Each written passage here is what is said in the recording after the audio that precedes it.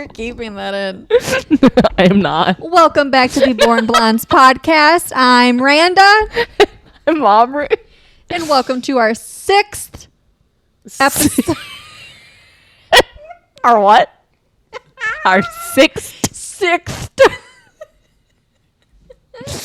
it hurt. If you haven't guessed, we are still tired. Oh, we're still going? I thought you didn't. Okay. Do Hi, guys. you want me to restart it? No, fuck it. Okay. Listen, I just kind of took over there for a minute. You're welcome. Whatever. Am I starting or are you starting? I want to at least get out that the fact that...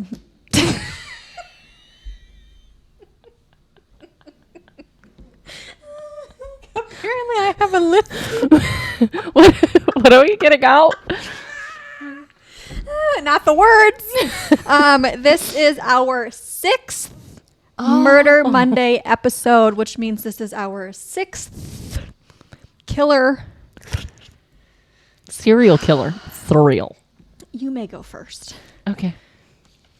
We are in Colorado. Colorado. Marvin Gayle Gray was an American serial killer who was convicted of 3 murders, suspected in several others, and confessed to killing 41 people across 8 states from 1971 to 1992. That's fucking insane. 92. Hey. While in prison, Gray was a powerlifter, achieving incredible results and breaking world records. After 1992, Gray committed several rapes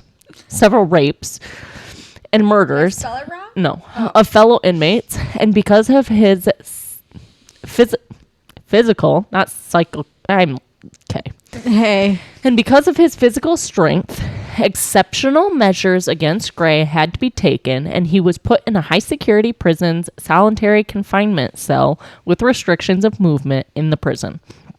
By the 2000s, Gray was considered the most dangerous prisoner in the state of Colorado. Colorado. This is going swimmingly. This is also not to be confused with our Dana Sue Gray from last Murder Monday. No, this is different Gray. There is no relation here. Just wanted to clarify. On August 7th, 1994, Marvin Gayle Gray. When? What? When? Did I say 1994? You sure did. 1954. On August 7th, 1954, Marvin Gayle Gray was born, the 7th out of 10 children. It's a lot of freaking In kids. rural Kentucky, down in Princeton in Caldwell County. Marvin began to suffer from panic attacks at the age of 4, which led him to take medications containing methamphetamines for the next 7 years.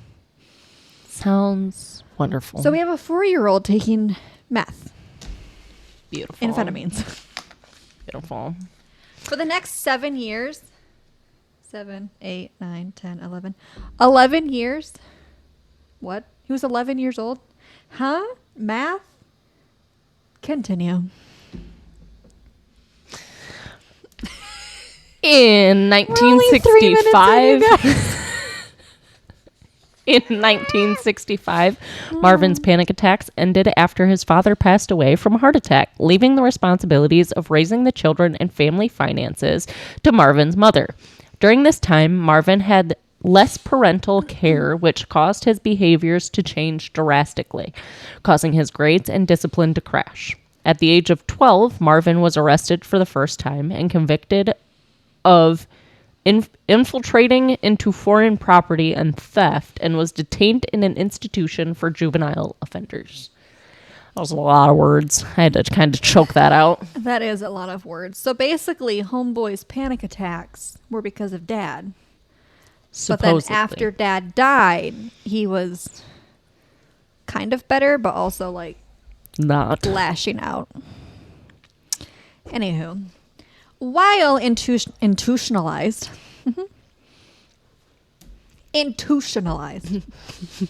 That's what the fuck I just said. Did you hear that? Institutionalized? I sure did. Uh-huh. That's how we going. While institutionalized, okay. an informal hierarchy ruled the institution, resulting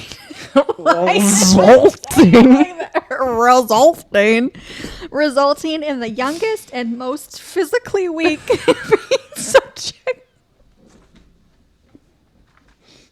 I can't do this. Institutionalized. Okay. I'm gonna.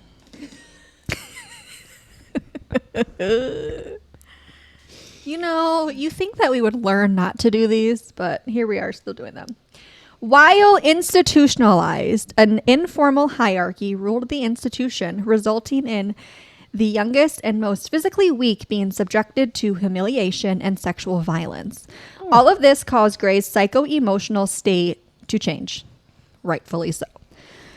He had to learn self-defense, but also acquired destructive behaviors and feelings such as rage, hatred towards elders, and representatives of the law. He also acquired moral psychological traits such as callousness and cruelty. He began his criminal career in 1968 after his release.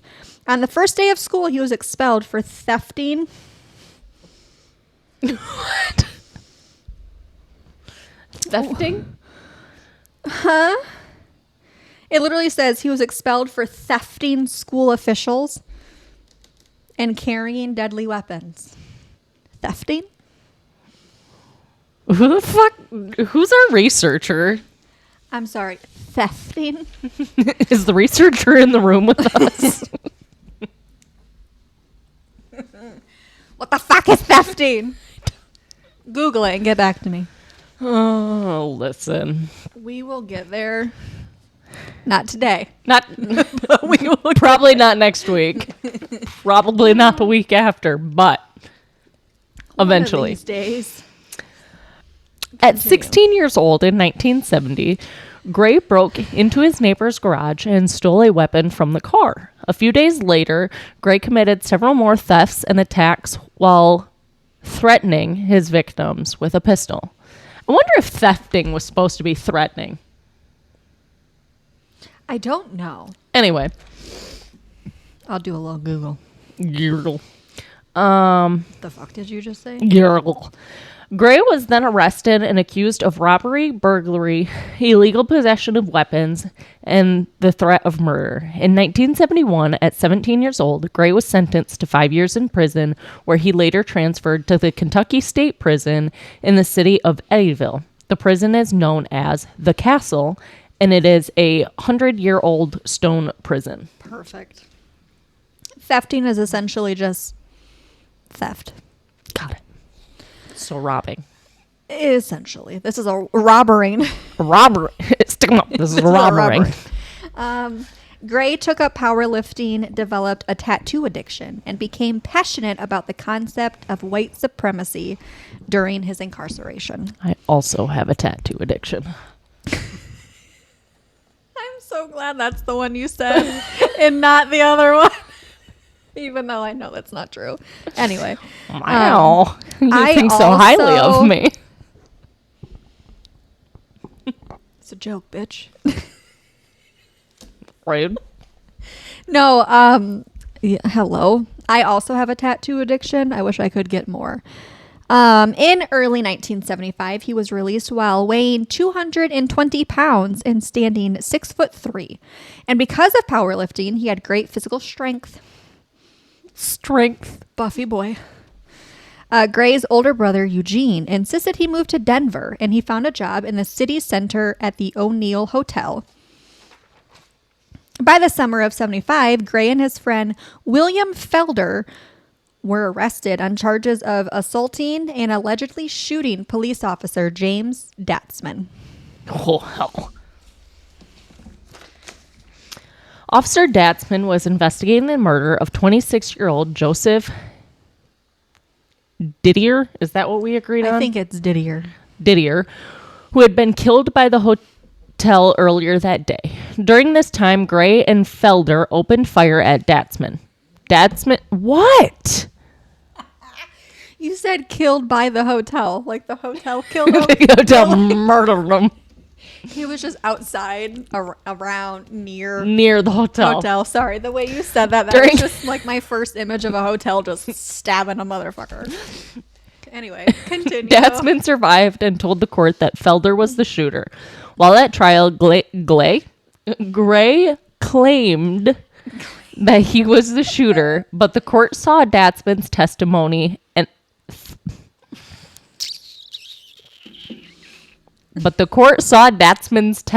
held more weight. Gray conceived... Hey, that's what you told me to write, motherfucker. I just say Gray conceived. He did. Gray received. Where was I at? Gray received 4 years imprisonment for theft and being an accomplice, and Felder received 20 years. During the ballistics examination in Joseph Ditter's investigation, it showed that both bullets came from the same weapon, but the murder charges were not brought against either Gray or Felder. We will get there. Stop laughing at me. Just not today. Stop laughing at me. While in custody, Gray was investigated for his first crime against another inmate, David Cook. He was found in his cell, beaten and strangled at the end of 1977. Several witnesses pointed to Gray as the suspect, although many changed their testimonies and allegations were made that Gray threatened many prisoners with physical violence. But in the end, he was never charged with the murder of David Cook. Shocker. Why am I not surprised? Gray was released early in 1978 and returned to Kentucky, where he met 17-year-old Sheila Olsbrook, and they had a son in 1979. During their relationship, Gray was abusive towards Sheila, and in 1979, their relationship ended when Gray was arrested again for stealing a car with accomplice William Purdue. On March 16, 1980, Gray, Purdue, and another inmate, Jerry Keller, escaped from the prison and hijacked a van. While doing so, an argument occurred which resulted in Gray beating Keller to death and disposing of his body in the city. You said Sheila. Sheila. And isn't there like a thing on TikTok where it's like, Sheila, why? No? Maybe. I don't know. Gray reached Denver a few days later, but Gray reached Denver a few days later, but was soon rearrested after being identified by acquaintances. Investigators found traces of blood and a bloody screwdriver in the van. During Gray's interrogation, investigators suspected Gray killed William Purdue, but he gave no further information about him, and his body was never found. This motherfucker. Also, I'm out of breath. Facts. It's suspected that Gray escaped again in 1982, and on September 1st, he met Jolene Sue Gardner, who refused to have sex with him, and as a result, Gray stabbed her 14 times, killing her. Gray was arrested, convicted, and sentenced to 16 years in 1984. 14 times is a little much. It's overkill. Like, But anyway, I'll see myself out. it's not funny. No, that's insane. Like, what's the terminology used there? What do they usually say when it's like... Overkill? No. What? I'll think about it and I'll get back to you. Gray was first charged with raping a cellmate in 1986, but the investigation was terminated due to lack of evidence. Gray got off. Even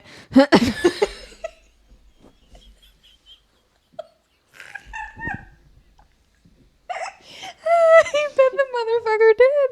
Okay. No. No, he did not. I apologize for that. You thought my comment was bad. Listen. Listening. That was just... Gray got off? Motherfucker. Who wrote this? You! You did, motherfucker. We did. Is the researcher in the room with us? I don't know. That bitch is gone. Gotta go bite. Gotta blast. Listen.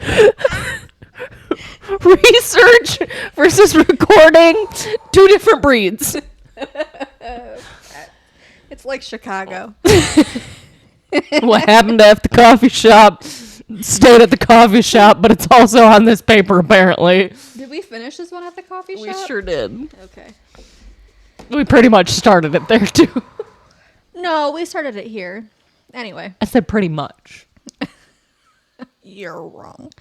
Gray got off with an administrative penalty and was transferred to a prison with more strict conditions. He was released on parole on He was released on parole on January 18th, 1991. You're welcome. What are we looking at? You got ghost kids swinging on the swings. Motherfucker, it's windy outside. Nah. You always got to think of like hello. You always got to think. That's where I struggle. That's where I go wrong, is Got the it. thinking part. Got it. His conditions of parole included him finding a job, having a probation officer appointed to him. He was prohibited from leaving the state of Colorado. Prohibited from leaving the state of Colorado and could not live near places where children or adolescents congregated. 2 days after he paroled, Gray got on a bus to visit his relatives in Paducah?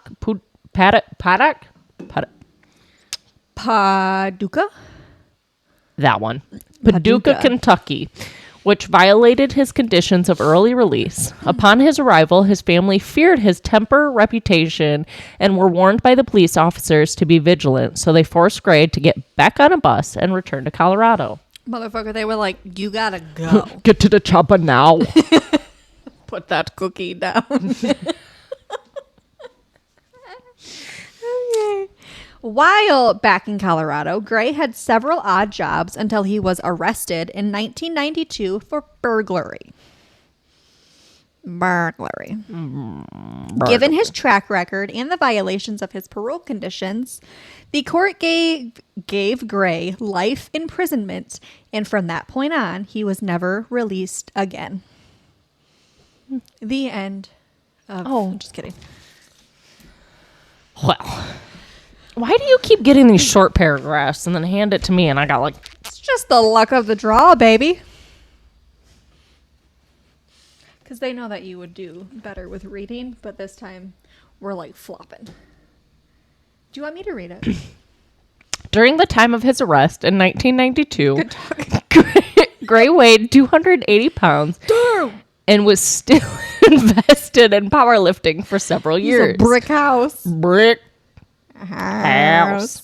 His official record for bench press was 500 pounds, squatting was 830 pounds, and deadlifting was 650 pounds. Damn. In November 1992, Gray was charged with first-degree murder of another prisoner, Daniel Green.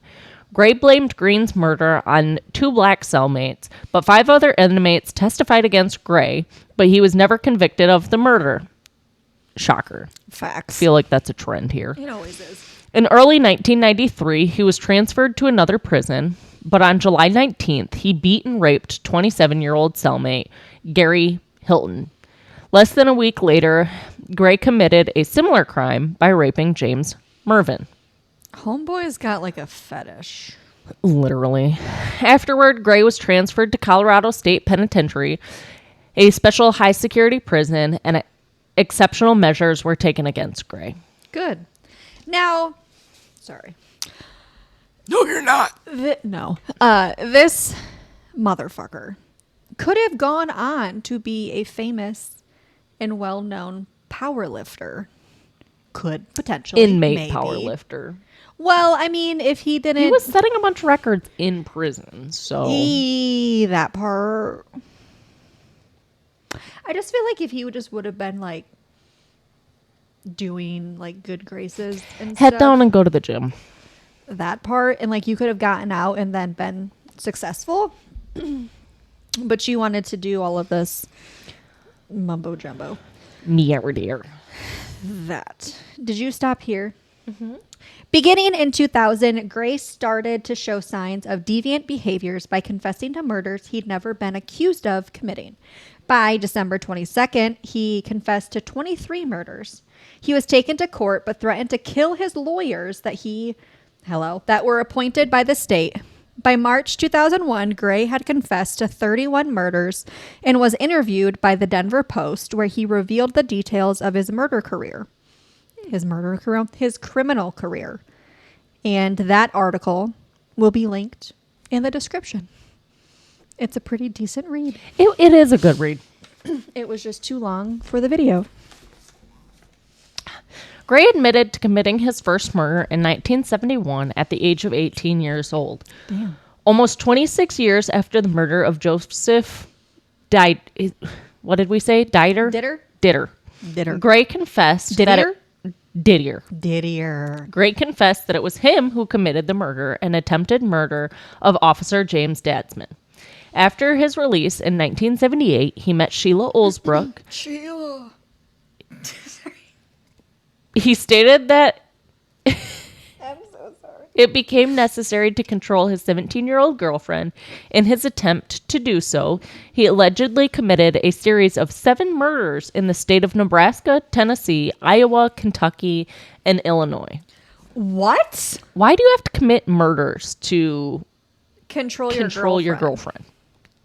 Anyway, at this time, he also... Okay. At this time, he also claimed responsibility for the disappearance of his accomplice, William Purdue, by stabbing him in the neck with a screwdriver and dumping him in a landfill. Could you imagine? No. It's like...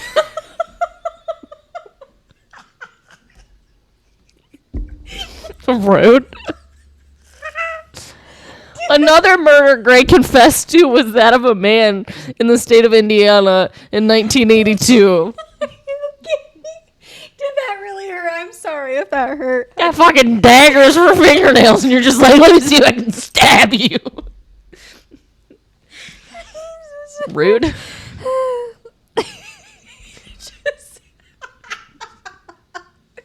doesn't help that I have pointy daggers.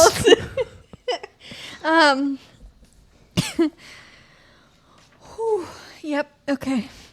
You're just like I gotta watch you. I'm sorry. I'm watching you, watching me, watching you. Stabbing me. Fucking rude, man. You know what my favorite thing to do? If Mitchell's getting on my nerves, I'll hit him right here. It's rude. What the fuck was that? We're just over here shitting herself. Listen, if I could, I'd be happy. Constipation is still a thing. No, like if Mitchell says something stupid, I'll just go like right in his throat, and he goes. It's my favorite thing to do. Okay, I never do it hard. You're killing me. PTSD.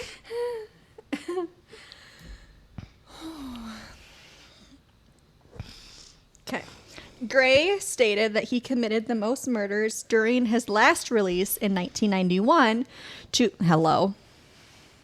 during his last release in 1991 to his last arrest. Yeah, that makes sense. Okay. Last release in 1991 to his last arrest in November of 1992. We got it. We're on the same page. Not really. Okay. I'm on Never page mind. 3.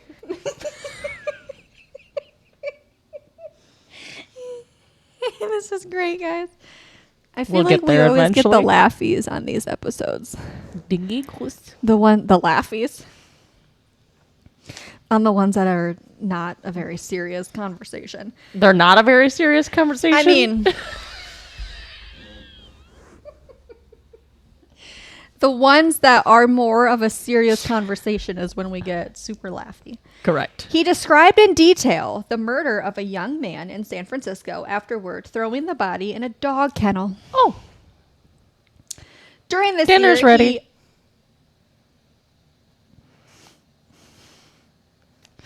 I'm a pass. That's why you can't just be eating at random people's houses. That part. Who knows? I was talking about for the dogs, though, not for people. Yeah, me too. During this year, he also confessed to committing 3 other murders. The shooting of Joseph, the summer... Hello. Rand accounts from 3 to 2. The shooting of Joseph Slice. Sure. Sorry if I'm mispronouncing that. Killing of a prostitute in Denver. And killing another unknown man. The last murder that Gray confessed to was Daniel Green. Even though Gray gave extensive testimony, he was only charged with the murders of Joseph Didier and Joseph Solis. Glad you can read. Listen, I can't. After Gray's confessions, the FI for fuck's sake.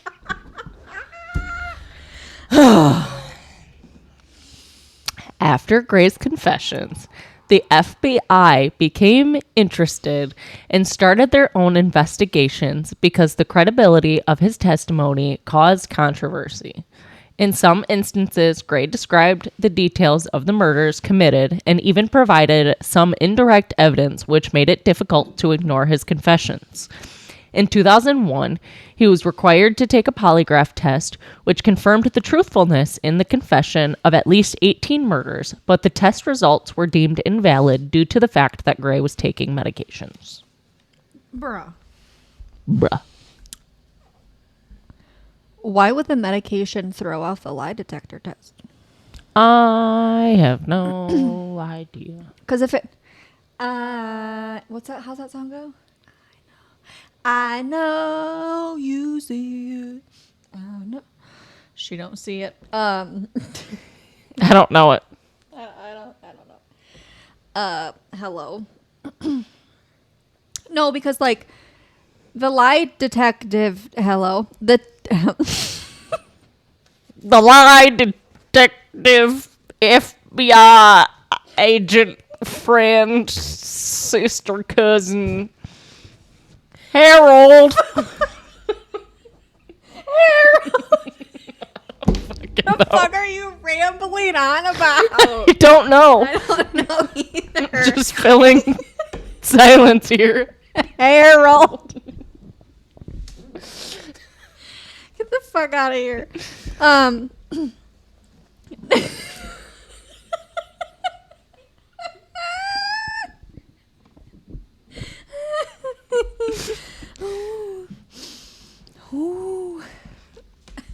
Anyway. Aren't we good now?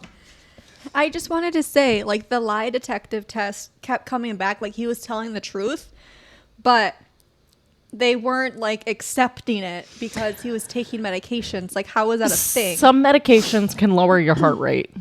And I know, like, some of the stuff that they test involve, like, heart rate, blood Spikes pressure. and shit. Yeah. So depending on the medication, it could have lowered his blood pressure, heart rate. Well, I think that's fucking stupid. And made it look like he was telling the truth, even if he wasn't. At that point, he's already been arrested how many times? Like, you can just kind of assume motherfucker was doing what he says he's doing. Yeah. Even if he's not, get him off the street. He was already off the street. That part. While Gray confessed to confiding...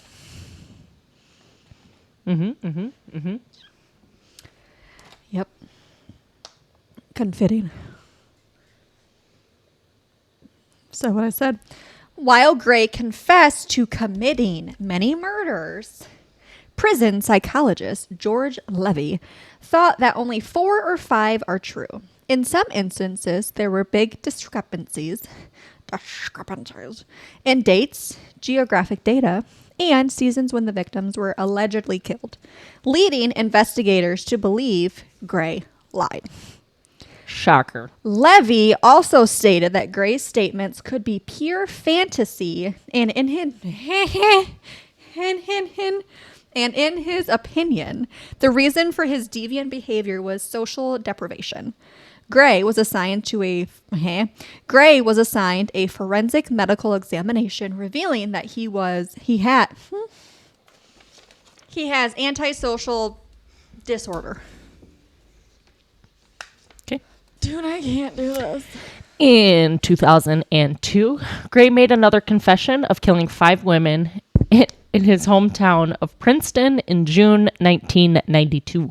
He attempted and failed to be transferred to the crime scene to show the police the burial place of the victims. The true scale of all of his crimes still remain unknown. That's so sad because those 5 families Right? don't have closure because they wouldn't let him go to the burial site to get At the bodies. same time, though, is that him just trying to get a day out and then being like, I don't know where the bodies went. I do feel like some people do that. Marvin Gayle Gray died from heart failure on July 9th. Bitch, this is my It's the paragraph. one paragraph I have that wasn't like this big. You can do it. No, it's all right. You're good. Want to do it together? Let's see if we can do it together. Ready? Oh, God. 1, 2, 3. Marvin Gayle Gray died from heart failure on July 19th, 2003. 2013 While in prison in the Colorado State Penitentiary. We were doing so good until the 2003 bullshit. 13. I know, I said 2003. My shoulder's got a chip on it. That's why you're moody today. I'm moody? No, I'm I totally was going to say, when did I miss when this? was I moody? That is the story of Marvin Gayle Gray, our 6th Murder Monday serial killer. Hopefully you could keep up. I am so sorry. Again, I always feel like I have to apologize when I'm laughing during these serious topics because they are not funny, but that's how we get through it. Gotta laugh through the pain. Pull up, my clear my throat. You just got to. You just got to. But what are we doing next week? It's my birthday. Colorado. It is Aubrey's birthday. Please join us next week for Aubrey's 30th birthday celebration. Ew. That's how I felt with mine. Hey, that kind of helped a little bit. Thanks. Oh my. Anyway. But, yeah. Good looking out. What do you guys think of these Murder Mondays? Do you like them? Do you still enjoy them? Do you laugh with us or do you cry with us? Yes. Do you have any suggestions on who we should do next? All the way down in up in Connecticut. Do we have Connecticut? I don't know. Anyway, I don't know what's happening. we're here. It's Monday. Yeah. Have a good week. Thanks for joining us. We love you guys. We appreciate the support. We'll see you next Monday. Celebrating Aubrey's 30th birthday, even though she's already having hot flashes. Bye. Bye.